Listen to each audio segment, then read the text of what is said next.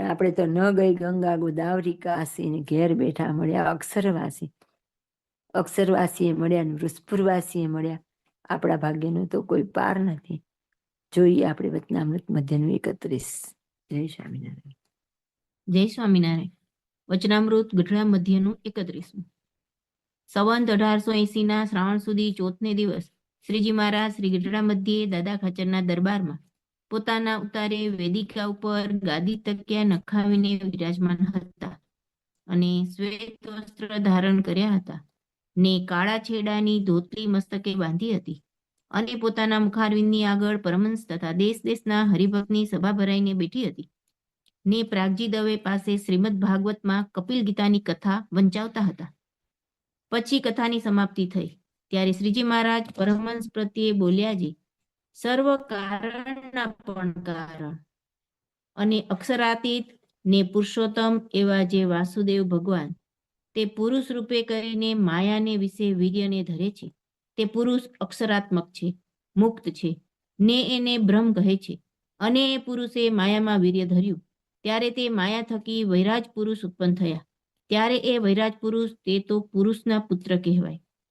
જેમ આ જગતમાં કોઈક બ્રાહ્મણ, ક્ષત્રિય, વૈશ્ય આદિક જે પ્રાકૃત માણસ હોય ને તેની સ્ત્રીમાંથી તેનો દીકરો થાય તેમ એ વૈરાજ પુરુષ થાય છે. એવા જે વૈરાજ પુરુષ તે આ વ્યષ્ટિ પુરુષ જેવા જ છે ને એની ક્રિયા પણ આ વ્યષ્ટિ જીવના જેવી જ છે ને તે વૈરાજ પુરુષની દ્વિપ્રાર્ધ કાળની આવરદા છે. જય સ્વામિનારાયણ. વચનામૃત છે 1880 એટલે કે બોળ ચોથ. મહારાજ પાસે સત્સંગી દેશના હરિભક્તો બેઠા છે, પરમહંસ છે. પ્રાગજી દવે ભાગવતની કથા કરી. ભાગવત વંચાતું હોય ત્યાં સુધી તો બધાને એવું જ હતું કે કૃષ્ણ સર્વ અવતારના અવતારી. મહદ અંશે બધાને એવું જ હતું કે જે કૃષ્ણ છે તે જ મહારાજ છે. મહારાજ જ પોતાનું સ્વરૂપ સમજાવે. સર્વ કારણના પણ કારણ. આ અગાઉ આપણે વાત થયેલી છે કે સર્વ કારણના કારણ એટલે ધારો કે રામ અને કૃષ્ણ છે. રામ એટલે પ્રધાન પુરુષ, કૃષ્ણ એટલે મૂળ પુરુષ, પ્રકૃતિ પુરુષ. તો પ્રધાન પુરુષ છે એના કારણ પ્રકૃતિ પુરુષ એટલે કે મૂળ પુરુષ શ્રી કૃષ્ણ કહેવાય. પણ વાસુદેવ બ્રહ્મ પાસે કૃષ્ણ કાર્ય છે અને વાસુદેવ બ્રહ્મ કારણ છે. એટલે કારણ પણ થયા અને કાર્ય પણ થયા. એમ દરેકને એવું જોઈએ. એક મહારાજ જ એવા છે કે જે કાર્ય નથી, ફક્ત ને ફક્ત કારણ છે. એમ સર્વ કારણના કારણ અને મુક્તોને પણ કારણ કીધા. તો એમના પણ કારણ એવા મહારાજ. સર્વ અવતાર રૂપી કારણ અને સર્વ મુક્ત રૂપી કારણ એ બંનેના કારણ અક્ષરાતીત, અક્ષરથી પણ પૃથક ને પુરુષોત્તમ એવા જે વાસુદેવ ભગવાન. તો અક્ષરાતીત પુરુષોત્તમ એટલે જે વાસુદેવ બ્રહ્મ છે એને વાસુદેવ નથી કીધા. બાપાશ્રી આપણને રહસ્યાર્થમાં પહેલા જ પ્રશ્નમાં સમજાવશે. જીવકોટી, ઈશ્વરકોટી, બ્રહ્મકોટી આદિમાં પ્રવેશ કરે છે એટલે વાસુદેવ કીધા છે. પણ મહારાજે પોતાને જ કીધું. તે પુરુષ રૂપે કરીને માયાની વિશે વીર્યને ધરે છે. પુરુષ રૂપે એટલે પ્રકૃતિ પુરુષ છે, મૂળ પુરુષ આપણે ઉપાસનાના કોઠામાં છે. તો એ પુરુષ રૂપે એટલે પુરુષમાં મહારાજની અંતર્યામી શક્તિ પ્રવેશ કરે છે. ત્યારે જ એ બધા જ કાર્ય કરવા સમર્થ થાય છે અને એ પછી માયા સાથે સમાગમ કરે છે. તે પુરુષ અક્ષરાત્મક છે, મુક્ત છે અને એને બ્રહ્મ કહે છે. એટલે અક્ષરાત્મક તો અક્ષર બધાને કહેવાય. જે ક્ષરે નહીં તે બધા અક્ષર કહેવાય. તો માયાથી પર છે એ બધી ભૂમિકા જે ક્ષરે નહીં તેને અક્ષર. એટલે વાસુદેવ બ્રહ્મને પણ કહેવાય, મહાકાળને કહેવાય, નરનારાયણ દેવને કહેવાય, કૃષ્ણને પણ કહેવાય, મૂળ અક્ષરને પણ કહેવાય. આ બધા અક્ષર કહેવાય. તે માયા થકી વૈરાજ પુરુષ ઉત્પન્ન થયા. માયા થકી આખો જે ઉપાસનાનો કોઠો છે પ્રધાન પુરુષ થયા ને એમાંથી આ થયા. દરેક વખતે ગ્રંથ વિસ્તાર ન પામે એટલે પછી અહીંયા આપણને મહારાજ 108માં વાત કરી. બાકી ક્રમ પ્રમાણે ઉત્પત્તિ થાય છે. તો પછી આપણને ઓળખાણ આવે. આમાં શું કે અહીંયા આગળ વાત હતી કપિલ ગીતાની, ભાગવતની. હજી તો સંસારમાં હજી અત્યારે હોય જ વેદની એની મહત્તા હોય. તો વેદ થયા છે વૈરાજ પુરુષમાંથી થયા છે. એટલે અહીંયા વૈરાજ પુરુષની ઉત્પત્તિની વાત કરી. તો વૈરાજ પુરુષ કેવા છે? તો કે પુરુષના પુત્ર કહેવાય. પછી એની ઉત્પત્તિ કેવી રીતે? આગળ એમ કીધું વ્યષ્ટિ પુરુષ. વ્યષ્ટિ પુરુષ એટલે આપણે જે સંસારના જીવો છે એવા કે એના જેવી જ એમની ક્રિયા છે અને એની જેમ જ સંતાન ઉત્પત્તિ થાય છે. એવી જ રીતે એમની પણ ઉત્પત્તિ. આપણા પંચભૂત કહેવાય, એમના પંચ મહાભૂત કહેવાય. આગળ આવશે કે આપણે જાગ્રત અવસ્થાના અને આ અવસ્થા કહેવાય. બાકી આમ આપણામાં એમના બીજો બહુ મોટો તફાવત નથી. એટલે એમ મહારાજે આગળ ચોખવટ કરી દીધી કે જેવા આપણે સંસારના જીવ છે તેવા તે પણ છે. કે વૈરાજ પુરુષની દ્વિપરાર્થ કાળની આવરદા છે એ એક એમની આપણને વિશેષતા બતાવી કે આપણું આયુષ્ય જનરલી આપણે 100 વર્ષની એવરેજ ગણાય છે, જ્યારે વૈરાજ પુરુષની આપણા 8 + 64 કરોડ વર્ષ ત્યારે એક દિવસ એનો થાય. એવા 30 દિવસનો એક માસ, એવા 12 માસનું એક વર્ષ, અને એવા 100 વર્ષ એનો દ્વિપરાર્થ કાળ કહેવાય. એટલી આવરદા છે. એટલી આવરદા એની પૂરી થાય એટલે પ્રધાન પુરુષ એના પિતા કહેવાય. એમાંથી એની ઉત્પત્તિ થઈ છે. એટલે ત્યાં એની લય પામે, પ્રધાન પુરુષના તેજમાં લીન થઈ જાય. આપણી 100 વર્ષની આવરદા આપણા પ્રમાણે, એની 100 વર્ષની આવરદા એના વર્ષ પ્રમાણે. હવે આગળ આપણને મહારાજ સમજાવશે કેવી રીતે મહારાજ સર્વ કારણના કારણ છે. જય સ્વામી. અને આ જગતની ઉત્પત્તિ, સ્થિતિ, પ્રલયરૂપ એની 3 અવસ્થા છે.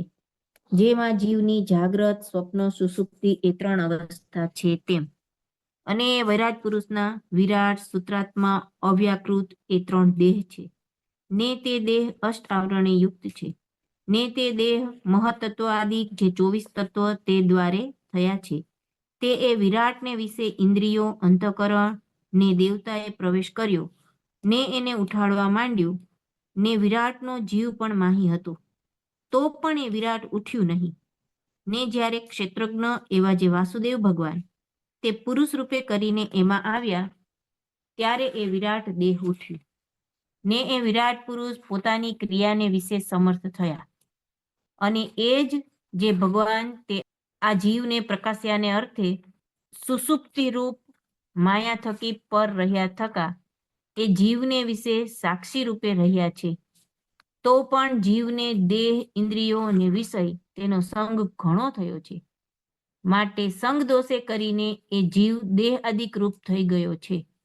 તે એના સંગને મૂકીને એ જીવ એમ સમજે છે મારું સ્વરૂપ તો માયા થકી મુક્ત ને પર એવું જે બ્રહ્મ તે છે. એવી રીતે નિરંતર મનન કરતો સતો બ્રહ્મનો સંગ કરે તો એ બ્રહ્મનો ગુણ એ જીવને વિશે આવે. પણ એને આ વાર્તા સાંભળી હોય તો પણ નિરંતર સ્મૃતિ રહેતી નથી. એ મોટો દોષ છે. એવી રીતે ઈશ્વર જે વિરાટ પુરુષ ને આ વ્યષ્ટિ જીવ એ સર્વેના પ્રકાશક તો પુરુષ રૂપે કરીને પુરુષોત્તમ એવા વાસુદેવ છે. જય સ્વામિનારાયણ. જગતના જીવ અને વૈરાજ પુરુષની તુલના મહારાજ આપણને બતાવે છે. એટલે ત્યાં સુધી તો વેદને જ શ્રેષ્ઠ ગણવામાં આવતા હતા. એટલે વૈરાજ પુરુષમાંથી વેદ થયેલા એટલે વૈરાજ પુરુષને શ્રેષ્ઠ ગણવામાં આવે. મહારાજ એથી આગળની ભૂમિકાઓનો પરિચય આપવા માટે આપણને વૈરાજ પુરુષની ભૂમિકા કેવડી બતાવે. તો કે વૈરાજ પુરુષની પણ 3 અવસ્થા છે. જેમ આપણી જાગ્રત, સ્વપ્ન ને સુષુપ્તિ, એવી રીતે વૈરાજ પુરુષની ઉત્પત્તિ, સ્થિતિ ને પ્રલય. પછી એમના પણ વિરાટ, સૂત્રાત્મા, અવ્યાકૃત 3 દેહ છે. તો આપણા સ્થૂળ, સૂક્ષ્મ અને કારણ 3 દેહ છે. અને વૈરાજ પુરુષના દેહનું નામ વિરાટ, સૂત્રાત્મા ને અવ્યાકૃત. ખાલી નામ ફેર, અવસ્થા એની, આપણી પણ 3 અવસ્થા. એના 3 દેહ, આપણા પણ 3 દેહ. ને દેહ અષ્ટાવરણી યુક્ત છે. જેમ આપણો પણ અષ્ટાવરણી યુક્ત છે અને એનો પણ અષ્ટાવરણી યુક્ત છે. ને તે દેહ મત તત્વ આદિ જે 24 તત્વ તે દ્વારા થયા છે. આપણા ઉપાસનાના કોઠામાં છે જ આ બધું. તે વિરાટને વિશે ઇન્દ્રિયો, અંતઃકરણની દેવતાએ પ્રવેશ કર્યો ને એને ઉઠાડવા માંડ્યું. ને વિરાટનો જીવ પણ માહી હતો. ઇન્દ્રિયો, અંતઃકરણ, ઇન્દ્રિયોના દેવતા, કીધું ને, બધા ઇન્દ્રિયોના દેવતાએ પણ પ્રવેશ કર્યો અને એને ઉઠાડવા માંડ્યું. તો પણ, અને પાછો એનો પોતાનો જીવ પણ હતો, તો પણ એ વિરાટ ઉઠી શક્યું નહીં. એટલે આપણે એમ કહીએ ને ઓડાન પદમાં, મારી મરજી વિના રે કોઈથી તણું ન તોડાય. એમ બધું જ હોય. તેમ છતાં જ્યારે મહારાજની શક્તિ પ્રવેશ કરે ત્યાર પછી જ કંઈ પણ કાર્ય કરવા માટે દેવો પણ સમર્થ થાય છે. એટલે કે છે એના ઇન્દ્રિયો, અંતઃકરણ, ઇન્દ્રિયોના દેવતા અને એનો જીવ બધું જ હતું. તો પણ જ્યારે મહારાજે પુરુષ રૂપે પ્રવેશ કર્યો, પુરુષ રૂપે એનો મતલબ કે મહારાજની શક્તિએ મૂળ પુરુષમાં પ્રવેશ કર્યો, મૂળ પુરુષની શક્તિએ વિરાટમાં પ્રવેશ કર્યો. ત્યાર પછી વિરાટ ઉઠ્યો અને એણે આ જગતની ઉત્પત્તિનું કાર્ય કર્યું. તો આપણે આ વૈરાજ નારાયણે જે એની અડધી આવરદા સુધી એક પગે ઉભા રહીને પ્રાર્થના કરેલી, હે મહારાજ આ બ્રહ્માંડમાં વધારો તમે, તો એ આ વૈરાટ નારાયણની વાત આપણને કરે છે. એટલે ત્યાં સુધી વધારે એનું મહત્વ સંસારમાં હતું. અને હજી આ જેટલા બધા અત્યારે સામાન્ય રીતે દેખાતા સંતો છે, વધારે બધા એમાં જ છે હજી તો. હજી તો રામની અને કૃષ્ણની ભૂમિકા સુધી પહોંચનારા પણ ઘણા બધા નથી. એટલે એનો એટલો બધો ભાર હોય ને આપણે કેટલા ભાગ્યશાળી છે કે આપણને તો અવતારના અવતારીમાં સહેજે સહેજે આ પડી ગઈ છે. જ્યારે ક્ષેત્રજ્ઞ એવા જે વાસુદેવ ભગવાન તે પુરુષ રૂપે કરીને એમાં આવ્યા ત્યારે એ વિરાટ દેહ ઉઠ્યું. વિરાટ પુરુષ પોતાની ક્રિયા કરવાનું સામર્થ્ય, એમ કે ત્યાં સુધી કોઈ મહારાજ પ્રવેશ નથી કરતા ત્યાં સુધી કોઈ કાર્ય કરવા કોઈ સમર્થ નથી. ભગવાન ત્યાં જીવને પ્રકાશ્યાને અર્થે સુસુપ્તિ રૂપ માયા થકી પર રહ્યા થતા એ જીવને વિશે સાક્ષી રૂપે રહ્યા છે. જેમ વિરાટ નારાયણમાં પ્રવેશ કર્યો અને ઉઠ્યું, એમ આપણે બધા જીવ કોટીવાળા આપણામાં પણ મહારાજ સાક્ષી રૂપે રહ્યા છે. તો પણ જીવને દેહ ઇન્દ્રિયોને વિષય તેનો સંગ ઘણો થયો છે. આપણે બધાએ કેમ માની લીધો છે, આપણે જન્મ થાય હું બ્રાહ્મણ છું, વાણિયા છું, હું સ્ત્રી છું, મારું નામ આ છે, મારી જ્ઞાતિ આ છે, મારો દેશ આ છે, એ મનાઈ ગયું. પણ આત્માને ક્યાં હતું કંઈ? આત્મા તો દરેક વખતે દેહ બદલે છે, પણ આત્મા તો એક ને એક ને આપણે જન્મમાં મૂકેલું. ઇસ્કોનના સાધુ બીજા જન્મે સ્ત્રી થઈ ગયા, પેલા જન્મે પુરુષ હતા. ઇસ્કોનના બ્રહ્મચારી હતા, કોઈ એનું બીજું કુટુંબ હશે, આ વખતે એનું બીજું કુટુંબ થઈ ગયું, બીજા સગા થઈ ગયા, બીજું નામ થઈ ગયું, બીજી ઓળખ થઈ ગઈ, તો એ બદલાઈ ગયું. પણ આત્મા તો એક ને એક હતો. એમાં આમાં આપણી જીવની વાત કરી. જીવને ખબર જ છે કે સાક્ષી રૂપે આમાં ભગવાન રહ્યા છે અને હું આત્મા છું, હું દેહ નહીં આત્મા, હું દેહ નહીં આત્મા. પણ આપણે બોલીએ ખરા, પણ કદાચ બ્રહ્મહમ સ્વામિનારાયણ દાસસ્મીનું મનન પણ કરીએ, પણ જ્યાં એ અમને જીવનમાં જોવાનું આવે, લક્ષ્યાર્થ કરવાનું, ત્યાં આપણે તરત જ દેહરૂપ થઈ જઈએ. મહારાજ અહીં એમ કહે છે કે દેહ ઇન્દ્રિયોને વિષયનો સંગ થયો છે, સંગ દોષે કરીને જીવ દેહાદિક રૂપ થઈ ગયો છે. આપણને સ્ત્રીનો દેહ મળે કે પુરુષ ન મળે તો આપણે પુરુષ કે સ્ત્રી રૂપે થઈ જાય, પણ હું આત્મા છું અને આત્મામાં પરમાત્મા રહેલા, આ વાત દ્રઢ કરવાની. એટલે છેલ્લાના 39મા વચનામૃતમાં કીધું કે આત્માને પરમાત્માનો વેગ લગાડી દેવો. તો કે હું આત્મા છું અને મારે પરમાત્માને પામવાના, આ બે વાતનો જ વેગ લગાડવાનો. પણ બોલવામાં તો આપણે કહી દઈએ, પણ એક જ સેકન્ડમાં હમણાં દેહ ભાવ આવી જાય આપણી અંદર. એના સંગને મૂકીને જીવ એમ સમજે છે મારું સ્વરૂપ તો માયા થકી મુક્ત ને પર એવું જે બ્રહ્મ તે છે. તો કે આપણે કદાચ આ કરવા તૈયાર છે, પણ આપણને પ્રાપ્તિ કેમ નથી? તો કે આપણે જે દેહરૂપ છે ને મૂકવા જ તૈયાર નથી. અહીં ચોખ્ખું જ કીધું તેનો સંગ મૂકીને, સંગ એટલે કે ઇન્દ્રિય અંતકરણ છોડી નહીં દે, પણ એનું જે મનન થઈ ગયું છે એ આપણે કાઢું થઈ ગયું છે, કાઢવાનું છે. અને આપણે એમ માનીએ કે હું તો આત્મા છું. એવી રીતે નિરંતર મનન કરતો હતો. તો કે નિરંતર આ વાતનું અનુસંધાન રે, હું આત્મા છું, હું આત્મા છું. તો પછી ઘણી બધી જગ્યાએ આપણે આગળ આવી શકીએ. પણ આપણે જે નથી નીકળી શકતા માયાના બંધનમાંથી, એનું કારણ જ એ કે આપણે સતત જ માની લીધું છે કે હું આ દેહ છું, હું દેહ છું. એટલે કંઈ પણ હોય તો મારે આમ તો કરવું જ પડે, મારે આમ જવું જ પડે, આ કરવું જ પડે, પણ કેમ કરવું, પણ કેમ? એટલે કે આપણે દેહરૂપ પોતાને એકદમ દ્રઢ કરી લીધા છે. એટલે તો અહીંયા મહારાજ એમ કીધું નિરંતર મનન કરતો હશે તો બ્રહ્મનો સંગ કરે તો એ બ્રહ્મનો ગુણ એ જીવને વિશે આવે. આપણને કીધું છે ને બ્રહ્મહમ સ્વામિનારાયણ દાસોસ્મી, સતત એની માળા કરવી, સતત એનું ચિંતન મનન સ્મરણ કરવું. એ એમ કરતા કરતા લાંબા ગાળે અભ્યાસ પડે.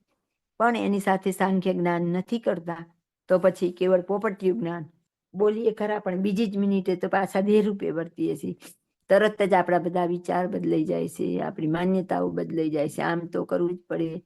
એક મિનિટ એમ કંઈક મામાએ બાપાએ રાજી થઈને કૃપા કરીને આપણા ચૈતન્યને મુક્ત કરીને મૂર્તિમાં રાખે છે, અને બીજી જ મિનિટે પણ આપણે આમ તો કરવું જ પડે. આપણે ગૃહસ્થમાં છીએ એટલે ઘડીક આપણે મૂર્તિમાં, ઘડીક પાછા દેહમાં, સંસારમાં, ગૃહસ્થમાં. તો વધારે આપણને શેનું રટણ છે? તો કે આપણને દેહ ભાવનું રટણ. એટલે અહીંયા કીધું કે નિરંતર મનન કર્યા કરે ત્યારે બ્રહ્મનો ગુણ છે જીવમાં. પછી મહારાજ પાછા ટકોર કરે છે, પણ એને આ વાર્તા સાંભળી હોય તો પણ નિરંતર સ્મૃતિ રહેતી નથી. એ મોટો દોષ છે. અહીંથી વાત સાંભળીને ઊભા થઈએ તરત એમ થાય મારે ઘણું આવું કરવું, પણ એમ કરાય નહીં ને. આપણે તો ગૃહસ્થ માર્યા, આપણે આમ કરવું પડે. એટલે તરત જ પાછું એ જ અનુસંધાન આવે. નહીં એમ કહેશે કે આપણા વિશે મોટો દોષ છે. એવી રીતે ઈશ્વર જે વિરાટ પુરુષને વ્યષ્ટિ જીવ એ સર્વેના પ્રકાશક તો પુરુષ રૂપે કરીને પુરુષોત્તમ એ વાસુદેવ છે. જે વેદ સુધી બધા અટકી ગયેલા હતા તો કે જીવ ને વૈરાટ આ બેના પ્રકાશક, એના પણ કારણ એવા મહારાજ છે. આવું સમજીને આપણે ભજન કરવાનું છે. જય સ્વામિનારાયણ.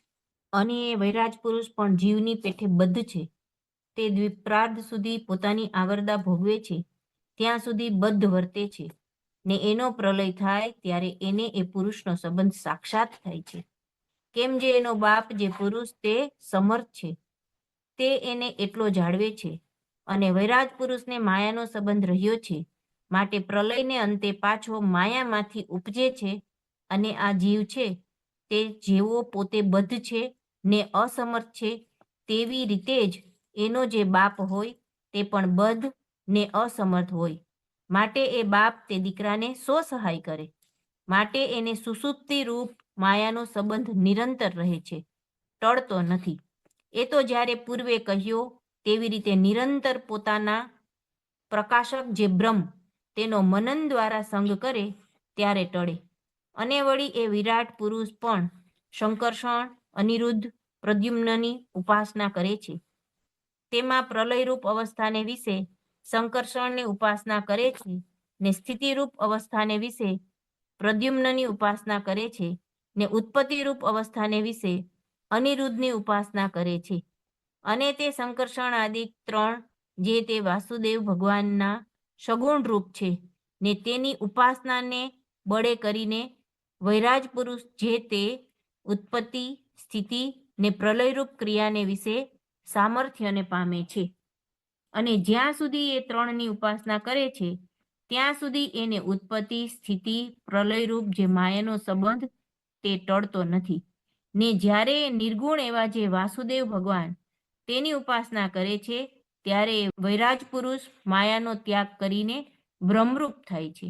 જેમ આ જીવ છે તે બ્રહ્માદિ દેવરૂપે ભગવાનની ઉપાસના કરે છે ત્યારે ધર્મ, અર્થ, કામરૂપ ફળને પામે છે. અને જ્યારે ભગવાનના અવતાર જે રામકૃષ્ણ આદિ તેની ઉપાસના કરે ત્યારે બ્રહ્મરૂપ થાય ને એની મુક્તિ થાય. તેમ એ વિરાટ પુરુષને પણ છે. જય સ્વામિનારાયણ. અને વિરાટ પુરુષ પણ જીવની પેઠે બદ્ધ છે. આપણે જેમ માયાથી બદ્ધ છીએ એમ વિરાટ પુરુષ પણ બદ્ધ છે.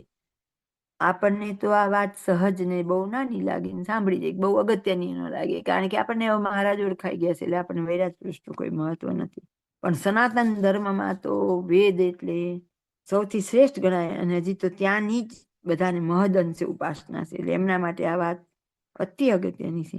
દ્વિપરાર્થ સુધી તેની આવડતા ભોગવે છે, ત્યાં સુધી બદ્ધ વર્તે છે. આવડી આવડતા ભોગવે ત્યાં સુધી માયા બદ્ધ વર્તે છે. એનો પ્રલય થાય ત્યારે તે એને એ પુરુષનો સંબંધ સાક્ષાત થાય. જ્યારે પ્રલય થાય ત્યારે પ્રધાન પુરુષના તેજમાં લીન થાય ત્યારે એને પ્રધાન પુરુષનો સંબંધ થાય. કેમ જે એનો બાપ જે પુરુષ તે સમર્થ છે તે એને એટલો જાળવે છે.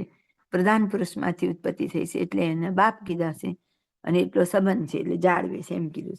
વિરાટ પુરુષને માયાનો સંબંધ રહ્યો છે, માટે પ્રલયને અંતે પાછો માયામાંથી ઉપજે છે. જ્યારે પ્રલય પૂરો થાય અને ઉપજવાનો થાય ત્યારે પાછો માયામાંથી ઉત્પત્તિ થાય છે. અને આ જીવ છે તે જેવો પોતે બદ્ધ છે, અસમર્થ છે, તેવી રીતે જેનો જે બાપ હોય તે પણ બદ્ધને અસમર્થ હોય, તે એ બાપ દીકરાને સહાય કરે. મહારાજે એક નાના વાક્યમાં આપણને કેટલું સમજાવી દીધું કે વિરાટ પુરુષ રૂપી જીવ અસમર્થ છે અને માયાથી બદ્ધ છે. તો એનો બાપ પણ કે માયાથી બદ્ધ છે. સીધી રીતે એમ બોલવામાં સમય પ્રમાણે વિચારવું પડે. અહીં એમ કહી દીધું કે પ્રધાન પુરુષ છે એ માયાથી બદ્ધ છે, તો કે એને શું બીજો સહાય કરે? એને સાચવે ખરો, પણ એને માયામાંથી બહાર કાઢવાનું કામ તો કરવા. અહીં જે પુરુષ છે ને પ્રધાન પુરુષ વાળા પુરુષની વાત છે, તો કે એ પણ માયામાંથી કાઢવા સમર્થ નથી. એટલે કે વૈરાટ પુરુષની માયાનો સંબંધ રહ્યો છે તો એ પ્રલયને અંતે માયામાંથી ઉત્પન્ન થાય, અને જેમ એ અસમર્થ છે તેમ જ પ્રધાન પુરુષ પણ અસમર્થ છે. એટલે અહીંયા આપણને વૈરાટ પુરુષ અને પ્રધાન પુરુષ બંને અસમર્થ છે, બંને માયા બદ્ધ છે એવું મહારાજે કહી દીધું. માટે એને સુષુપ્તિ રૂપ માયાનો સંબંધ નિરંતર રહે છે, ટળતો નથી. કાયમ માટે એને આ માયા રહેવાની, કારણ કે માયાથી પર નથી થયા. હવે કીધું એ તો જ્યારે પૂર્વે કહ્યો તેવી રીતે નિરંતર પોતાના પ્રકાશક જે બ્રહ્મ એનો મનન દ્વારા સંગ્રહ. એને પ્રકાશક કોણ હતું? તો કે અક્ષરાથી દેવા મહારાજ વાસુદેવ ભગવાન. અહીં મહારાજ ને વાસુદેવ કીધા હતા પુરુષ રૂપે આવીને માયામાં વિજય ધરે છે. તો કે કોનો કીધો? પ્રકાશક જે બ્રહ્મ તેનું મનન. એટલે મહારાજનું મનન સતત કરે, મનન દ્વારા સંગ કરે ત્યારે એને માયાનો સંબંધ ટળે. વળી એ વિરાટ પુરુષ પણ શંકર્ષણ, અનિરુદ્ધ, પ્રદ્યુમ્નની ઉપાસના કરે છે. 3 અહંકાર જે ઉપાસનાના કોઠામાં હતા એમાંથી વિરાટની ઉત્પત્તિ થાય છે. તો કે એને એના ઉપરીની ઉપાસના હોય તો કે એની ઉપાસના કરે છે. તેમાં પ્રલયરૂપ અવસ્થાને વિશે શંકરસનની ઉપાસના કરે છે. જ્યારે પ્રલયનું કાર્ય કરે એટલે શંકરસન એટલે આપણે જેમ શિવ કહીએ એમ શિવ ને શંકરસન બે આમ જુદા. જે શંકર કૈલાસવાળા એને શંકરસનની ભૂમિકા જુદી, પણ કાર્ય બેનું એક. પ્રલયનું કાર્ય સ્થિતિરૂપ અવસ્થાને વિશે પ્રદ્યુમનની ઉપાસના કરે અને ઉત્પત્તિ જ્યારે કરવી હોય ત્યારે અનિરુદ્ધની ઉપાસના કરે છે. તે શંકરસન આદિ ત્રણ જે તે વાસુદેવ ભગવાનના સગુણ રૂપ છે, એ ત્રણેય માયાથી સગુણ છે. તેની ઉપાસનાને બળી વૈરાજ પુરુષ જે ઉત્પત્તિ સ્થિતિને પ્રલયરૂપ ક્રિયાને વિશે સામર્થ્યને પામે છે. એ સામર્થ્ય એને શેનાથી આવી? તો કે આ ત્રણ અનિરુદ્ધ, પ્રદ્યુમ્ન અને શંકરસન આ ત્રણની ઉપાસના દ્વારા એમને આટલી સામર્થ્ય આવી. જ્યાં સુધી એ ત્રણની ઉપાસના કરે છે ત્યાં સુધી એને ઉત્પત્તિ સ્થિતિ પ્રલયરૂપ જે માયાનો સંબંધ તે ટળતો નથી. આ વાત આપણને નાની દેખાય, પણ જ્યાં સુધી એને આ ત્રણેયની ઉપાસના છે, એટલે કે કેવળ ને કેવળ શુદ્ધ સર્વોપરી ઉપાસના મહારાજની નથી, ત્યાં સુધી એને માયાનો સંબંધ ટળતો નથી. અહીંયા આગળ ચોખ્ખું જ કહી દીધું. અને નિર્ગુણ એવા જે વાસુદેવ ભગવાન તેની ઉપાસના કરે છે ત્યારે વિરાજ પુરુષ માયાનો ત્યાગ કરીને બ્રહ્મરૂપ થાય છે. વિરાજ પુરુષ પણ બ્રહ્મરૂપ ક્યારે થશે?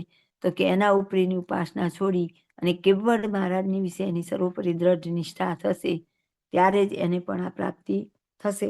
એમાં આપણે પણ જ્યાં સુધી બીજા કોઈ પણ દેવનો અવતારોનો ભાર લેશ માત્ર હશે, ત્યાં સુધી આપણને મહારાજની મૂર્તિનો સંબંધ થશે નહીં. જેમ આ જીવ છે તે બ્રહ્માદિક દેવરૂપે ભગવાનની ઉપાસના કરે છે.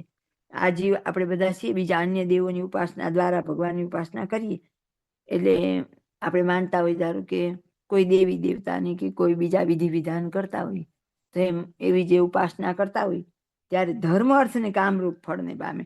આપણે શું આટલું ધ્યાનથી લીટી આપણને આમ નજર નથી પહોંચતી હોતી. અહીં ધર્મ અર્થ કામ ને મોક્ષ નથી કીધું, ધર્મ અર્થ ને કામરૂપ કીધું. એટલે કે જેની શુદ્ધ સર્વોપરી ઉપાસના નથી, સાથે સાથે બીજા અવતારોનો પણ ભાર છે. અને આપણે આમ એમ કહીએ સર્વકારણના સર્વોપરી, સર્વોપરી ક્યારે કહેવાય? સર્વના ઉપરી. પણ ખરેખર તો મહારાજ એક જ છે, બીજા બધા તો અવતાર છે. અવતારી તો એક જ છે અને ભગવાન પણ એક જ છે. એટલે કે બીજા દેવનો સંબંધ જ્યાં સુધી જીવ માત્રને રહેશે, એટલે આપણા સંપ્રદાયમાં લગભગ કેવું હોય, બધા એમ કે અમારી તો શુદ્ધ સર્વોપરી ઉપાસના. પણ એ કેવી હોય પાછી? તો કે શિવરાત્રી આવે શંકરને યાદ કરી લેવાના, જન્માષ્ટમી આવે તો કૃષ્ણને યાદ કરી લેવાના, એવી ગોળ ખોળવાળી ભાગવતી દસમ સ્કંદ વાંચવો, પંચમ સ્કંદ વાંચવો, એવી બધી મિક્સ એવી ઉપાસના વાળા હોય એને ધર્મ અર્થ ને કામરૂપી ફળ મળે, પણ મોક્ષ ન મળે. અહીં કેટલું સૂક્ષ્મ એક જ લીટીમાં કહી દીધું. આ જીવ છે તે બ્રહ્માદિક દેવ રૂપે ભગવાનની ઉપાસના કરે. એ બધા દેવની ઉપાસના કરે ત્યારે એમાં ઘણા એમ હોય કે એમાં મહારાજ જ રહેલા છે ને, ત્યાં સુધી એને ધર્મ અર્થ ને કામ મળે, મોક્ષ નહીં મળે. જ્યારે ભગવાનના અવતાર જે રામકૃષ્ણ તેની ઉપાસના કરે ત્યારે બ્રહ્મરૂપ થાય. હજી જે વેદમાં જ પડેલા હતા એને વેદથી આગળ અવતાર રામ ને કૃષ્ણની ઓળખાણ કરા મહારાજ સીધું એમ તો કે નહીં કે મને જ ભજો, પણ એમ કીધું કે એમાંથી બહાર નીકળો અને રામકૃષ્ણની ઉપાસના કરો ત્યારે બ્રહ્મરૂપ થાય ને તેની મુક્તિ થાય. એમ વિરાટ પુરુષને પણ છે. વિરાટ પુરુષને પણ આવી ઉપાસના શુદ્ધ કરે ત્યારે જ પ્રાપ્તિ થાય. જીવને પણ શુદ્ધ ઉપાસના કરે ત્યારે જ પ્રાપ્તિ થાય. ત્યાં સુધી એને શુદ્ધ ઉપાસના થતી નથી અને માયાનો સંબંધ પણ ટળતો નથી. જય સ્વામિનારાયણ. અને એ વૈરાજ પુરુષ દ્વારા એ અવતાર થાય છે એમ શાસ્ત્રમાં કહ્યું છે. તે તો એમ સમજવું છે એ જે વાસુદેવ નારાયણ તે પુરુષ રૂપે કરીને વૈરાજ પુરુષને વિશે આવીને વિરાજમાન હોય ત્યારે અવતાર કહ્યા છે. માટે તે અવતાર તો સર્વે વાસુદેવ ભગવાનના જ છે. અને એ વાસુદેવ ભગવાન જ્યારે પ્રતિલંબપણે એ વૈરાજ પુરુષ થકી નોખા પડી જાય ત્યારે કેવળ વૈરાજ પુરુષ થકી અવતાર સંભવે જ નહીં. માટે એ થકી અવતાર તો એને વિશે વાસુદેવ આવ્યા છે તે સારું કહ્યા છે. અને એને વિશે વાસુદેવ જે ક્ષેત્રજ્ઞ તેણે પ્રવેશ કર્યો નહોતો ત્યારે વૈરાજ પુરુષ પોતાની ક્રિયા કરવી તેને વિશે પણ સમર્થ નહોતા થયા. અને પૂર્વે જે પુરુષ કહ્યા તે માયામાં ગર્ભ ધરે ત્યારે એક એવો જે વૈરાજ પુરુષ રૂપ દીકરો તે થાય. અને એ જ માયામાંથી બીજા પણ ઘણા એવા વૈરાજ પુરુષ રૂપ બ્રહ્માંડ થાય છે. અને તે પુરુષ તો નિરંત છે. ને મુક્ત છે, ને બ્રહ્મ છે, ને માયાના કારણ છે. તે માયાને વિશે લોમપણે વર્તે છે, તો પણ એને માયાનો બાધ થતો નથી, ને માયાને વિશે એને ભોગની ઈચ્છા નથી. એ તો પોતે બ્રહ્મ સુખે સુખ્યા છે, ને પૂર્ણ કામ છે. અને જે વૈરાજ પુરુષ ઈશ્વર છે, તે માયાના ભોગને ભોગવીને પ્રલયકાળને વિશે માયાનો ત્યાગ કરે છે. ને જે જીવ છે તે તો માયાના ભોગને ભોગવીને દુખ્યો થકો માયામાં જ લીન થાય છે. મહારાજ ચોખવટ કરે છે કે શાસ્ત્રમાં એવું લખેલું છે કે વિરાજ પુરુષ દ્વારા અવતાર થાય છે. તો એનું કેમ સમજવું? તો કે વાસુદેવ નારાયણ પુરુષ રૂપે કરીને વિરાજ પુરુષને વિશે આવીને વિરાજમાન થયા. આગળ કીધું ને, પુરુષ રૂપે આવીને વીર્યને ધરે છે, એટલે એના થકી અવતાર કહેવાય છે એમ. એટલે અવતાર બધા કોના કહેવાય? તો અહીં વાસુદેવ કીધા એટલે મહારાજને કીધા, તો કે બધા મહારાજના અવતાર કહેવાય. એના થકી ઉત્પન્ન થયું, પણ જયારે મહારાજે પ્રવેશ કર્યો ત્યારે ઉત્પન્ન થયું, એટલે મહારાજના અવતાર કહેવાય. અને જ્યારે એમાંથી મહારાજની શક્તિ બહાર નીકળી જાય છે ત્યારે એમનાથી કોઈ જ અવતાર ધરવાનું કે કોઈ પણ કાર્ય પછી થઈ શકતું નથી. જે કંઈ કાર્ય કરી શકે છે તો મહારાજે એમાં પ્રવેશ કર્યો છે, ભલે બીજા રૂપે, ત્યારે કરી શકે. કિંચિત શક્તિ રૂપે પ્રવેશ સંપૂર્ણ મહારાજ તો વ્યતિરેક એકાંતિક પરમ એકાંતિક ને અનાદિમુક્તને જ મળે છે. પછી આગળ એમ કીધું, વાસુદેવ ભગવાન પ્રતિલોમપણે વિરાજ પુરુષ થકી નોખા પડી જાય ત્યારે કેવળ વિરાજ પુરુષ થકી અવતાર સંભવે નહીં, જુદા થઈ જાય છે. પછી પાછા આગળ કીધું એમ, એનો દેહ હતો, ઇન્દ્રિયો હતા, અંતકરણ હતા, તો પણ કાર્ય કરવા સમર્થ થતા નથી. જ્યાં સુધી મહારાજની શક્તિનો એમાં પ્રવેશ રહે ત્યાં સુધી જ કાર્ય કરવા સમર્થ થાય છે. હવે આગળ પાછા આપણને મહારાજ સમજાય, પૂર્વે જે પુરુષ ગયા તે માયામાં ગર્ભ ધરે ત્યારે એક એવો જે વૈરાજ પુરુષ રૂપ દીકરો થાય, અને એ માયામાંથી બીજા પણ ઘણા એવા વૈરાજ પુરુષ રૂપ બ્રહ્માંડ થાય છે. એટલે પ્રધાન પુરુષ પેલા પ્રકૃતિ પુરુષના જોડલાથી અનંત પ્રધાન પુરુષ ઉત્પન્ન થાય છે, અને પછી એક પ્રધાન પુરુષમાંથી અનંત વૈરાજ પુરુષ ઉત્પન્ન થાય છે. મત તત્વ થાય ને બધું ક્રમવાઇઝ થાય, પણ અનંત થાય છે. અહીં એમ કીધું કે એક નહીં, એવા એક દીકરો વૈરાજ પુરુષ થાય એવા તો અનંત થાય છે. ને પુરુષ તો નિરન્ન છે, ને મુક્ત છે, ને બ્રહ્મ છે, ને માયાના કારણ છે. તો કે આ તો કેવા છે? અહીંયા પુરુષ રૂપે ગર્ભ ધરે એટલે આમ ઓલરેડી મહારાજની વાત છે. તો કે તો નિરન્ન છે, મુક્ત છે, બ્રહ્મ છે, માયાના પણ કારણ છે. માયાને વિશે લોમ પણ વાર્તે તો પણ માયાનો બાદ થતો નથી. એટલે કે માયામાં જ્યારે પ્રવેશ કરે છે તો પણ એ માયા મહારાજને નડી શકતી નથી, અને માયાની વિશે એને ભોગની ઈચ્છા નથી. તો કે જે આવી રીતે આપણી આમ સંસારની ઈચ્છા હોય એવી રીતે ભોગની ઈચ્છાથી એમણે પ્રવેશ કરેલો નથી. એ પોતે તો બ્રહ્મ સુખે સુખ્યા છે અને પૂર્ણ કામ છે. આમ તો આ મહારાજને તો આ બધું કંઈ આપણે કહેવાનું આવે નહીં, બ્રહ્મ સુખે સુખ્યા છે અને પૂર્ણ કામ છે જ, આપણને ખબર જ છે. પણ આપણે માનીએ છીએ, બીજાને આ વાત મનાય નહીં. એટલા માટે અહીં ચોખવટ મહારાજને કરવી પડી. જે વિરાટ પુરુષ ઈશ્વર છે તે માયાના ભોગને ભોગવીને પ્રલયકાળને વિશે માયાનો ત્યાગ કરે છે, અને પાછો માયાના ભોગને ભોગવીને માયામાં જ લીન થાય છે. જો ભગવાનને ભજીએ તો ભગવાનને પામીએ, બાકી જીવ હોય કે વિરાટ પુરુષ હોય ગમે તે પાછા ક્યાં લીન થાય? કે માયામાંથી ઉત્પન્ન થયા અને વળી પાછા માયામાં જ લીન થાય. જો એમાં ભગવાન ઓળખીને કામ કરી લીધું તો આગળ કંઈક પ્રગતિ થાય, બાકી માયાનો જીવ ફરીથી માયામાં. ત્યારે સુખમુનિએ પૂછ્યું છે, પુરુષોત્તમ વાસુદેવ છે તે પુરુષ રૂપે કરીને અનેક બ્રહ્માંડની ઉત્પત્તિ, સ્થિતિ, પ્રલયના કરતા છે. માટે પુરુષ રૂપે કરીને જ બૌદ્ધા શાસ્ત્રમાં પુરુષોત્તમને કહ્યા છે. ત્યારે પુરુષમાં ને વાસુદેવમાં કેટલો ભેદ છે? ત્યારે શ્રીજી મહારાજ બોલ્યા છે, જેમ આ જીવને વિશે ને વૈરાજ પુરુષ ઈશ્વરને વિશે ભેદ છે, ને વળી જેમ ઈશ્વરને વિશે ને પુરુષને વિશે ભેદ છે, તેમ પુરુષ ને પુરુષોત્તમ એવા જે વાસુદેવ ભગવાન તેને વિશે એવો ઘણો ભેદ છે. ને પુરુષોત્તમ વાસુદેવ તો સર્વના સ્વામી છે, અને એવા અક્ષરાત્મક પુરુષ બ્રહ્મરૂપ ઘણાક છે. તે વાસુદેવના ચરણારવિંદની ઉપાસના કરે છે ને સ્તુતિ કરે છે. એવી રીતે પુરુષોત્તમ, પુરુષ, ઈશ્વર ને જીવ એ ચાર ભેદ અનાદિ છે. તે આવી રીતે વાર્તા અમે ઘણીક વાર કરી છે, પણ એનું મનન કરીને સારી પેઠે પોતાના અંતરમાં ઘેડ બેસાડતા નથી. એટલે શાસ્ત્રના શબ્દને સાંભળીને સમજણમાં ઠા રહેતો નથી, ને ઠાવકી ઘેડ બેસાડી હોય તો એની સમજણ કોઈ દિવસ તે શબ્દને સાંભળવે કરીને ફરે નહીં. માટે આ વાર્તાને સારી પેઠે વિચારજો અને લખજો. એવી રીતે આ વાર્તા શ્રીજી મહારાજે કરી છે, તે લખી છે. ઇતિ વચનામૃતમ 31. સુખમુનિ હવે પ્રશ્ન પૂછે છે. પુરુષોત્તમ વાસુદેવ છે તે પુરુષ રૂપે કરીને અનેક બ્રહ્માંડની ઉત્પત્તિ સ્થિતિને પ્રલયના કરતા છે. તો પુરુષોત્તમ વાસુદેવ એટલે અહીંયા મહારાજને કીધા, પુરુષ રૂપે કરીને, એટલે કે પુરુષમાં પ્રવેશ કરીને, પુરુષને માધ્યમ કરીને બ્રહ્માંડની ઉત્પત્તિ સ્થિતિને પ્રલય ઉત્પન્ન કરે સ્થિતિ સર્જે છે. તો મૂળ કરતા કોણ થયા? તો કે મહારાજ, એટલે આગળ કીધું કરતા છે. માટે પુરુષ રૂપે કરીને બૌદ્ધા શાસ્ત્રમાં પુરુષોત્તમને કહ્યા છે. તો કે બૌદ્ધા શાસ્ત્રમાં પુરુષોત્તમ કોને કીધા? તો કે મૂળ પુરુષને જ કીધા છે. ત્યારે પુરુષમાં અને વાસુદેવમાં કેટલો ભેદ છે? ઉપર પુરુષોત્તમ વાસુદેવ મહારાજને કીધેલા હતા, તો કે એમાં કેટલો ભેદ છે? ત્યારે શ્રીજી મહારાજ બોલ્યા છે, જેમાં જીવને વિશે વિરાટ પુરુષ ઈશ્વરને વિશે ભેદ છે. આપણા ઉપાસનામાં કોઠામાં વિરાટ પુરુષની જોવાનું અને જીવકોટી જોવાની. જીવકોટી એટલે જીવકોટી આખી કહેવાય, પ્રધાન પુરુષ સુધીની એ નહીં, પણ જ્યાં જીવ છે લખેલા ત્યાં સુધી એની વચ્ચે ભેદ છે.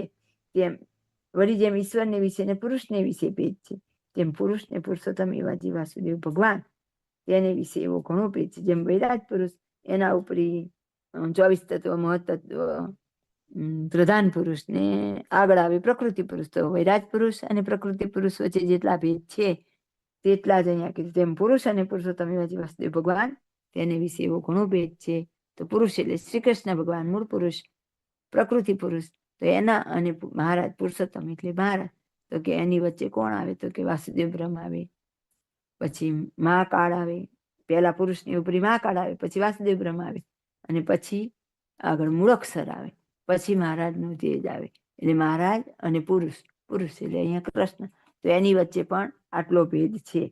હવે પ્રશ્ન પૂછનાર કોણ હતા? સુખમુનિ હતા.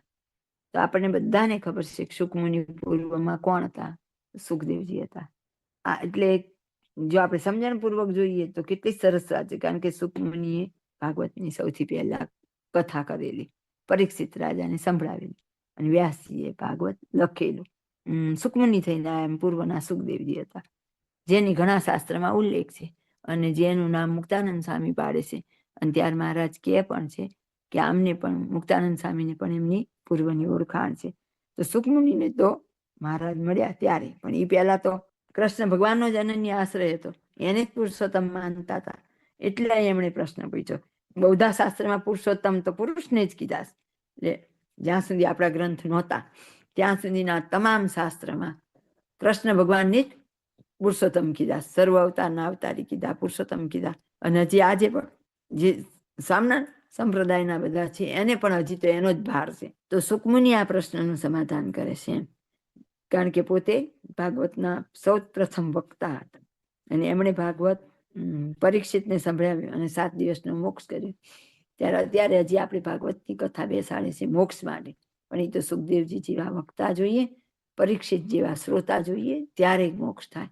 બાકી તો સૂક્ષ્મમાં જોઈએ તો સુખદેવજી જેવા આપણે એમ કહીએ એક વક્તા જોઈએ, પરીક્ષિત જેવા શ્રોતા જોઈએ, પણ સુખદેવજીએ પોતાનું પૂરું કરવા તો આમાં આવ્યા. તો ખુદ ભાગવતના કરનારા આમાં આવ્યા. પાછા જેટલા અત્યારે ભાગવતની કથા કરે ને એ બધા પંડિતોને તો ખબર જ છે કે સુખદેવજી છે એ જ સુકાનંદ મુનિ છે, કારણ કે બધા જ શાસ્ત્રમાં ઉલ્લેખ છે. શ્રી હરિચરિત્ર ચિંતામણીમાં છે, પછી નિર્ગુણદાસ સ્વામીની વાતમાં છે, મુનિ સ્વામીની વાતમાં છે, અને હરિચરિત્ર ચિંતામણીમાં છે. આ બધામાં ઉલ્લેખ છે જ કે સુખદેવજી છે એ જ સુખમુનિ છે. તો એને તો કેટલો બધો કૃષ્ણનો ભાર હોય.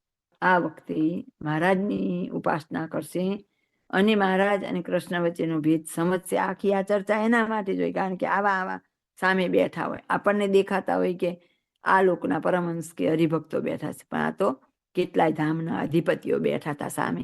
હવે બધાને તો કૃષ્ણની જ હજી ઉપાસના હોય એટલે કે એની જ સમજણ હોય કે કૃષ્ણ જ શ્રેષ્ઠ છે. એટલે મહારાજ આખા વચનામૃતમાં કૃષ્ણ અને પોતાની વચ્ચે આટલી ભૂમિકા છે, કૃષ્ણ અમારા કરતા આટલા ન્યૂન છે, એની સ્પષ્ટતા કરી છે. તેમ છતાં આપણા પંડિતો આજે પણ એમ બોલે કે રામ શ્યામ ને ઘનશ્યામ એક, આમાં કેટલું બધું કહી દીધું. પણ હવે એમને બાપાશ્રી જેવા મુક્ત મળે અને એમાં આ પડે તો આ કંઈક વાતમાં ઘડ પડે, બાકી તો હજી બહુ દૂરની વાત છે. અને હમણાં કહી દીધું હતું કે બ્રહ્માદિક દેવરૂપે ભગવાનની ઉપાસના કરે ત્યારે ધર્મ અર્થ ને કામરૂપી ફળ મળે, પણ મોક્ષ માટે તો કેવળ ને કેવળ મહારાજ ત્યારે જ આત્યંતિક કલ્યાણ થાય. હવે આગળ પાછા ચોખવટ કરે છે. વૈરાજ પુરુષ ઈશ્વરને વિશે ભેદ છે, જીવને વૈરાજ પુરુષ વિશે ભેદ છે. જેમ ઈશ્વરને વિશે ને પુરુષને વિશે ભેદ છે, તેમ પુરુષને પુરુષોત્તમ એવા જે વાસુદેવ ભગવાન તેને વિશે એવો ઘણો ભેદ છે. તો કે કૃષ્ણ અને સ્વામિનારાયણ ભગવાન વચ્ચે તો ઘણો ભેદ છે. ને પુરુષોત્તમ વાસુદેવ તો સર્વના સ્વામી છે. આ મહારાજને કીધા સર્વના સ્વામી છે. એવા અક્ષરાત્મક પુરુષ બ્રહ્મરૂપ ઘણા છે. તો કે આવા તો પુરુષ ઘણા છે, કારણ કે અનંત જોડલા ઉત્પન્ન કરેલા છે, જે તે વાસુદેવના ચરણારવિંદની ઉપાસના કરે છે ને સ્તુતિ કરે છે. તો કે જેને આપણે પુરુષ કહીએ છીએ, જેને પુરુષોત્તમ કહીએ છીએ, એ તો પાછા આગળ ઉપરીની ઉપાસના કરે છે. એટલે મહાભારતના અશ્વમેઘ પર્વમાં એકાંતને વિશે જ્યારે કૃષ્ણ ભગવાનને અર્જુન બેઠા હોય છે અને યુદ્ધ બધું વિરામ પામી ગયું હોય, ત્યારે કૃષ્ણ ભગવાનને અર્જુન પ્રશ્ન પૂછે છે કે તમે જે મને ગીતા કીધેલી એ મને ફરીથી કોણ? ત્યારે તો એમ કે યુદ્ધ મેદાનમાં કીધેલી, તો એવી હું નથી બરાબર જોઈ, એવી સમજી શક્યો. ત્યારે કૃષ્ણ ભગવાન એમ કહેશે કે એ કહેવાની તો હું પણ હાલ સમર્થ નથી. અશ્વમેઘ પર્વમાં આ વાત છે જ કે હું પણ અસમર્થ છું. ત્યારે તો હું યોગ શક્તિ વડે પૂર્ણ પુરુષોત્તમ સાથે જોડાયેલો હતો. એમાં અહીંયા એવી વાત છે કે પુરુષોત્તમ પુરુષ ઈશ્વરને જીવ એ ચાર ભેદ તો અનાદિ છે, અને આ પુરુષ છે ને એ તો પાછા ભગવાનની ઉપાસના સ્તુતિ કરે છે. પછી કે આવી રીતે વાર્તા અમે ઘણીક વાર કરી છે, પણ એ મનન કરીને સારી પેઠે અંતરમાં બેસાડી નથી. તો કે આને આપણે વારંવાર ધાર્યા વિચાર્યા કરીએ તો આપણને ખબર પડે કે ના, રામ શ્યામ ને ઘનશ્યામ એક નથી. તો કે એટલે શું થાય છે? તો કે શાસ્ત્રના શબ્દ સાંભળીને સમજણમાં ઠારે તો નથી. માન થોડુંક સમજીને જાય, અને જ્યાં જાય જે સંપ્રદાય, એટલે આપણો જ સંપ્રદાય, પણ એના જે આ વિધની શાખા એની સાથે જોડાયેલા છે, ત્યાં જઈને એમ કે એવું કઈ ન હોય. આપણને મહારાજે કીધું છે શિક્ષાપત્રીમાં જન્માષ્ટમી કરવાની, પછી શિવરાત્રી કરવાની, એટલે તો આપણે કરવું જ પડે. એટલે વળી પાછું આપણું મન પલટાઈ જાય છે. તો કે આવી વાત સાંભળીને એના સમજણમાં નક્કી રહેતું નથી. ને ઠાવકી ઘેર બેસાડી હોય તો એની સમજણ કાંઈ કોઈ દિવસ તે શબ્દને સાંભળવી કરીને ફરે નહીં. જો આપણે આપણા શાસ્ત્રમાંથી જ્ઞાન દ્રઢ બેસી ગયું હોય તો પછી આપણે કોઈ પણ ના ફેરાવ્યા ફરીએ નહીં. અને આ વાર્તાની સારી પેઠી વિચારજો અને લખજો. પાછું મહારાજે વિનંતી કરી સારી પેઠાનું પર ચિંતન મનન કરજો અને લખજો. સુખમુનિને તો ખાસ આજ્ઞા કરી તમે વિચારજો, તમને હજી પૂર્વનો પુરુષનો ભાર હશે તો એ ભાર કાઢી અને આ પુરુષોત્તમમાં જોડાજો, શુદ્ધ સર્વોપરી ઉપાસના કરજો, ત્યારે તમે બ્રહ્મ સ્વરૂપને પામી શકશો. એવી રીતે આ વાર્તા શ્રીજી મહારાજે કરી છે, તે સર્વે લખી છે. જય સ્વામિનારાયણ. રહસ્યાર્થ. આમાં પ્રશ્ન 2 છે. પહેલું કૃપા વાક્ય છે. તેમાં શ્રીજી મહારાજે કહ્યું છે, જે અમે સર્વે કારણના કારણ અક્ષરાતીત ને પુરુષોત્તમ વાસુદેવ છીએ, અને પુરુષ દ્વારા એ માયાને વિશે વીર્ય ધારણ કરીએ છીએ, તે પુરુષ થકી વૈરાજ પુરુષ થાય છે, અને વૈરાજ પુરુષ તથા વ્યષ્ટિ જીવોના પ્રકાશક પુરુષ રૂપે કરીને અમે છીએ, અને વૈરાજ પુરુષ આ વ્યષ્ટિ જીવની પેઠે બદ્ધ છે, અને વૈરાજ પુરુષ તથા જીવ તે જ્યારે અમારી ઉપાસના કરે ત્યારે માયાનો ત્યાગ કરીને બ્રહ્મરૂપ થાય ને મોક્ષને પામે, અને અમારું ઐશ્વર્ય પુરુષ દ્વારે વૈરાજમાં આવ્યું હોય ત્યારે વૈરાજ પુરુષ થકી અવતાર કહ્યા છે. બીજામાં જીવમાં ને વૈરાજમાં ઘણો ભેદ છે, અને વૈરાજમાં ને પુરુષમાં ભેદ છે, તેમ પુરુષને વિશે ને અમારે વિશે તો એવો ઘણો ભેદ છે, અને પુરુષ ઘણા છે, અને એ 4 ભેદ અનાદિ છે. 5 બાબતો છે. વચનામૃતનો સાર બાપાશ્રી આપણને ચોખ્ખી ભાષામાં કહી દીધું. મહારાજે શું કીધું? પહેલું તો કે અમે સર્વ કારણના કારણ અક્ષરાતીત ને પુરુષોત્તમ વાસુદેવ છીએ. પહેલું જ કહી દીધું કે આ બધું જ અમે છીએ. આગળ જે કીધું હતું કે વાસુદેવ છીએ ને અમે આમાં પુરુષમાં પ્રવેશ કરે છે ત્યારે જ કાર્ય કરવા સમર્થ થાય. તો કે પુરુષ દ્વારા એ માયાની વિશે વીર્ય ધારણ કરી છે, અને તે પુરુષ થકી વૈરાજ પુરુષ થાય છે. તો મૂળ કારણ કોણ થયા? તો કે મહારાજ થયા. હવે આ તો આપણને બધાને આ વાત રમત લાગે છે. કંઈક માયા મહારાજની મુક્તોની કૃપામાં હશું, અને કંઈક ત્યાર સાથે આવેલા હશે. બાકી હજી તો આટલો બધો સનાતન ધર્મ જોતા એમ થાય છે કે એ તો બધા દુકાન ભાડા લઈને પાછળ જ પડી જાય કે શું બોલો છો તમે. અને વૈરાજ પુરુષ તથા વ્યષ્ટિ જીવોના પ્રકાશક પુરુષ રૂપે કરીને અમે છીએ. બધે વૈરાજ પુરુષની આપણી સરખામણી કરી છે. એટલે મહારાજ કે અમારી નજરે તો જેવા તમે બધા સંસારના જીવો છો એવા જ વૈરાજ નારાયણ છે. એમાં તમારામાં અમને કોઈ ભેદ દેખાતો નથી. હવે આ બધા વેદની ઉપાસના વાળાને એમ કહે કે આપણા જેવા જ વૈરાજ છે. હજી તો ઓલા બધા અને એ વૈરાજ પુરુષ આ વ્યષ્ટિ જીવની પેટે બદ્ધ છે. તો જેમ જો બધે કમ્પેરિઝન કે જેવો જીવ બદ્ધ છે એવો તો વૈરાજ પુરુષ બદ્ધ છે. વૈરાજ પુરુષ તથા જીવ બંને જ્યારે અમારી ઉપાસના કરે અને માયાનો ત્યાગ કરે, એકલી ઉપાસના નહીં, ઉપાસના કરે અને માયાનો ત્યાગ કરે, ત્યારે બ્રહ્મરૂપ થાય ને મોક્ષને પામે. તો વૈરાજને હજી મોક્ષને પામવાનું, 4 વેદની ક્યાં વાતો કરીએ છીએ હજી કે એને બિચારા 4 વેદ ઉચ્ચાર્યા તો એને મોક્ષ તો બાકી જ છે. એમાં આપણે ને એમને બધી ક્રિયા સરખી જ છે. એમને પણ જન્મ ધરીને આ સત્સંગમાં આવવાનું છે, આપણી જેમ જ બેસવાનું છે અને આપણી જેમ જ બધું સાધન કરવાનું. પરમ એકાંતિકને પણ અનાદિ થવા માટે આ કારણ સત્સંગનો સમાગમ કરવો પડતો હોય તો આપણા ભાગ્યની તો શું વાત થાય આપણે વિચારી લઈએ. પછી હવે આપણે ઉઠે મેં કાળ પડે એવું કરીએ તો પછી આપણા જેવું વૈયા ફૂટ્યું કોઈ ન કહેવાય. પછી કે અમારું ઐશ્વર્ય પુરુષ દ્વારે વૈરાજમાં આવ્યું હોય ત્યારે એ વૈરાજ પુરુષ થકી અવતાર કયા છે. જ્યારે એમાં મહારાજનું સામર્થ્ય હોય ત્યારે જ અવતાર, જેવું સામર્થ્ય નીકળી જાય એટલે એનું કાર્ય કરવા માટે સમર્થ રહેતા નથી. બીજામાં જીવમાં ને વૈરાજમાં ભેદ છે ને વૈરાજમાં ને પુરુષમાં ભેદ છે. તેમ પુરુષને વિશે ને અમારે વિશે પણ ભેદ છે. જીવ અને વૈરાજ નારાયણ વચ્ચે જેટલો ભેદ એટલો વૈરાજ નારાયણ અને પુરુષ એટલે મૂળ પુરુષ પ્રકૃતિ પુરુષ વચ્ચે ભેદ અને એટલો જ પ્રકૃતિ પુરુષ અને મહારાજ વચ્ચે ભેદ. હવે આમાં રામ શ્યામ ઘનશ્યામ ક્યાં એક આવ્યું? બીજામાં જીવમાં ને વૈરાજમાં ભેદ છે ને વૈરાજમાં પુરુષમાં ભેદ છે. તેમ પુરુષને વિશે ને અમારે વિશે એવો ઘણો ભેદ છે અને પુરુષ ઘણા છે. હવે પાછી એક સંજ્ઞા એ ઉમેરાય કે પુરુષ ઘણા છે જ્યારે મહારાજ એક છે, એટલે કે કૃષ્ણ અનંત છે અને મહારાજ એક છે. બે એકની તો કોઈ કલ્પના ન થાય. જ્યારે એક બોલનાર તો મહારાજનો દ્રોહ કરે છે. જય સ્વામિનારાયણ. પ્રશ્ન 1. પહેલા પ્રશ્નમાં અમે સર્વ કારણના પણ કારણ અને અક્ષરાતીત ને પુરુષોત્તમ વાસુદેવ છીએ એમ શ્રીજી મહારાજે કહ્યું. તે સર્વ શબ્દ વડે કરીને કોને જાણવા અને તે સર્વના કારણ કોને જાણવા અને કયા અક્ષરથી અતીત કહ્યા અને વાસુદેવ એવું નામ તો મૂળ પુરુષના ઉપરી જે બ્રહ્મ તેમનું છે અને આ ઠેકાણે શ્રીજી મહારાજે પોતાને વાસુદેવ નામે કહ્યા તેનું શું કારણ હશે? ઉત્તર 1. જીવકોટી, મૂળ પુરુષ રૂપ ઈશ્વર કોટી, બ્રહ્મકોટી તથા મૂર્તિમાન મૂળ અક્ષર કોટી તે સર્વેને સર્વ શબ્દ વડે કરીને જાણવા અને તે સર્વનું કારણ શ્રીજી મહારાજનું તેજ છે. તે અક્ષર આદિક સર્વનું કારણ જાણવું અને એ તેજને જ અક્ષર નામે કહ્યું છે. તે તેજથી શ્રીજી મહારાજ અતીત એટલે પર છે ને તે તેજ પોતાનું છે માટે તેના કારણ છે અને શ્રીજી મહારાજ પોતાના તેજ રૂપે મૂળ અક્ષર આદિકને વિશે વ્યાપક છે, તેથી વાસુદેવ કહ્યા છે. પ્રશ્ન 2. શ્રીજી મહારાજના તેજને મૂળ અક્ષરનું કારણ કયા વચનામૃતમાં કહ્યું છે? ઉત્તર 2.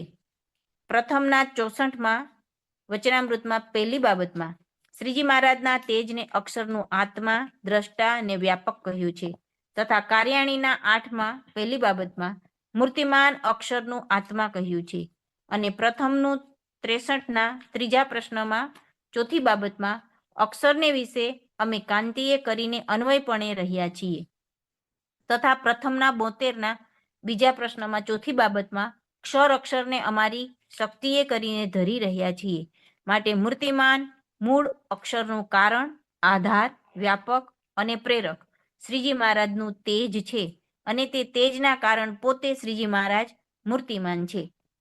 પ્રશ્ન 3.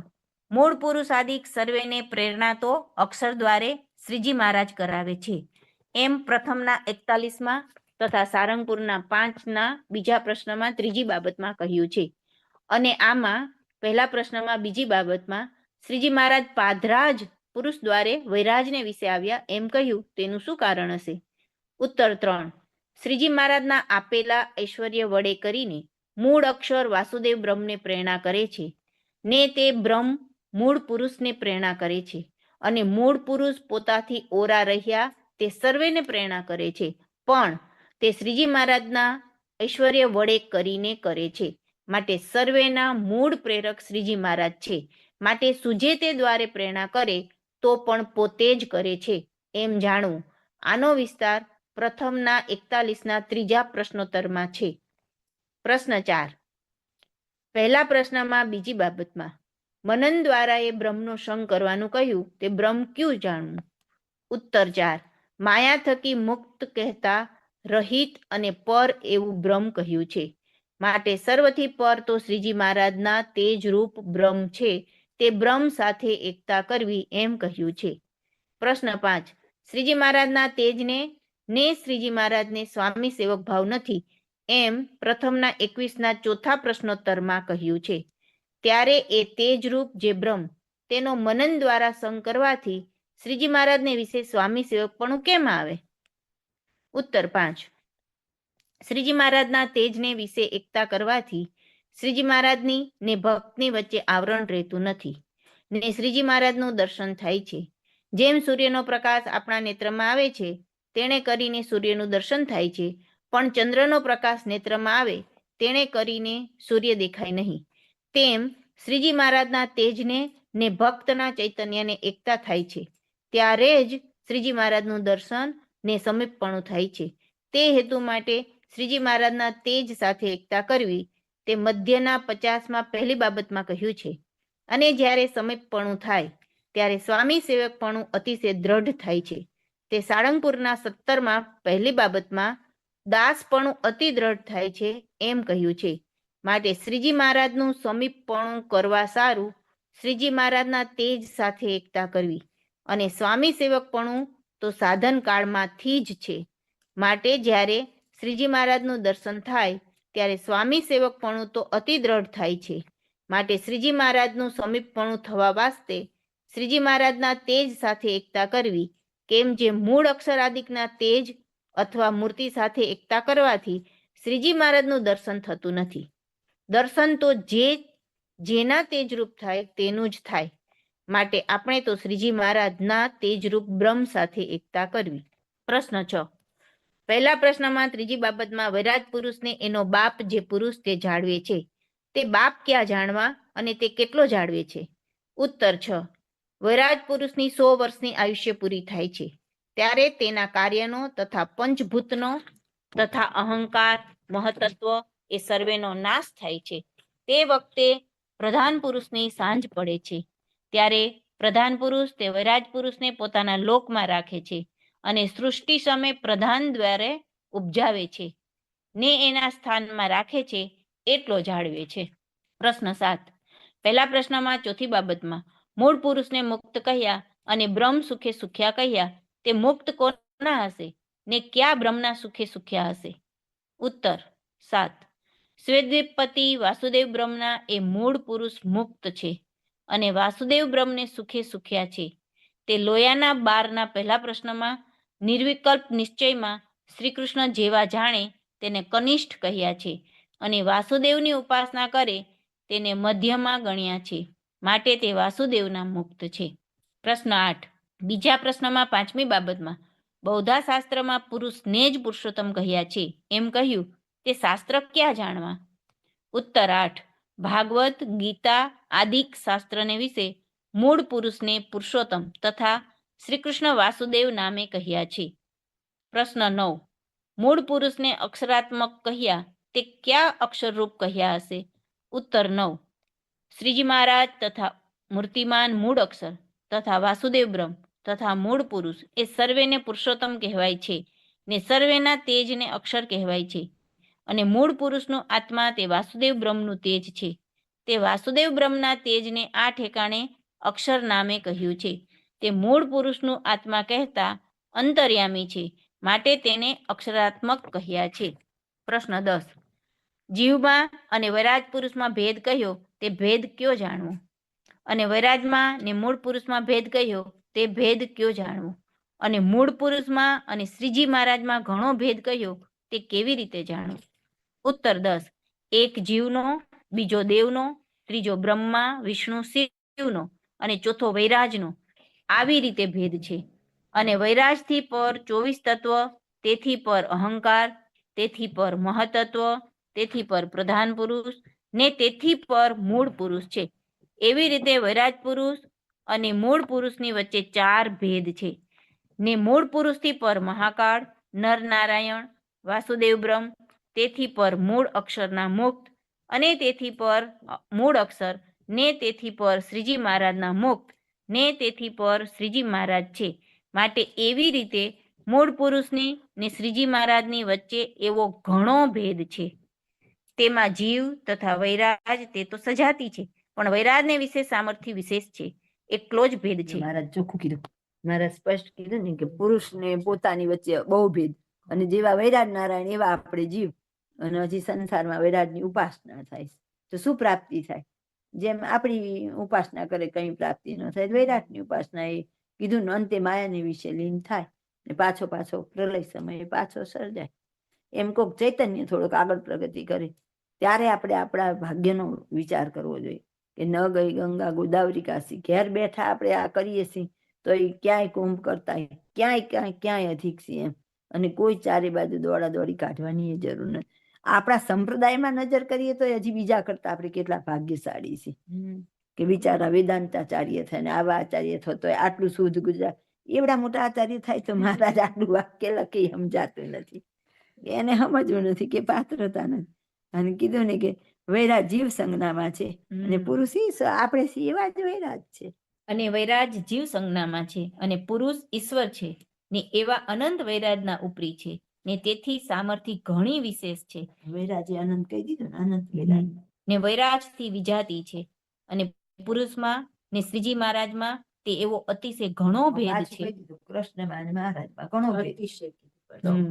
જે એવા અનંત કોટી પુરુષના ઉપરી વાસુદેવ બ્રહ્મ છે ને તે બ્રહ્મ સંજ્ઞામાં છે ને પુરુષના કારણ છે, ને એવા અનંત કોટી વાસુદેવ બ્રહ્મ તેના ઉપરી મૂળ પુરુષ છે. અનંત કોટી પુરુષના ઉપરી વાસુદેવ બ્રહ્મ, અનંત કોટી વાસુદેવ બ્રહ્મના મૂળ અક્ષર, અનંત કોટી મૂળ અક્ષરના મહારાજ, અને એવા મહારાજની જોડે આપણને બેસવા મળે તો આપણને એની મર્યાદા નહીં પાછી. એવા અનંત કોટી વાસુદેવ બ્રહ્મ તેના ઉપરી મૂળ અક્ષર છે, તે અક્ષર સંજ્ઞામાં છે ને બ્રહ્મના કારણ છે, અને એવા અનંત કોટી મૂળ અક્ષરના કારણ શ્રીજી મહારાજ છે ને તે પુરુષોત્તમ છે, તેથી પર કોઈ નથી.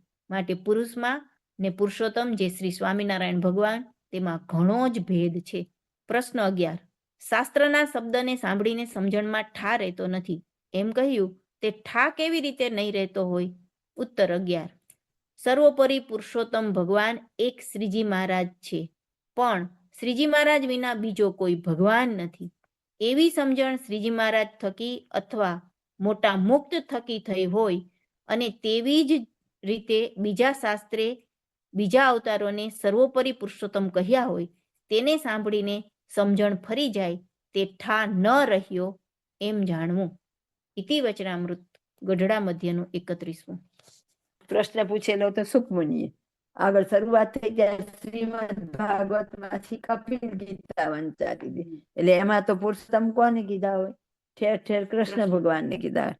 એટલે મહારાજ કે આવી વાત ઘણી વાર થઈ હોય, પણ કે વળી પાછી આવી ભાગવત આદિ શાસ્ત્રની વાત થાય ત્યાં વળી પાછી સમજણ બદલાઈ જાય છે અને નિશ્ચય બદલાઈ જાય, એટલે કે ઠારે તો નથી. આપણી ઉપર તો મહારાજની મુક્તોની અઢળક કૃપા કે આપણને તો ઇઝીલી ઉપાસના સમજાઈ જાય છે અને વર્તાઈ જાય છે. જય સ્વામિનારાયણ.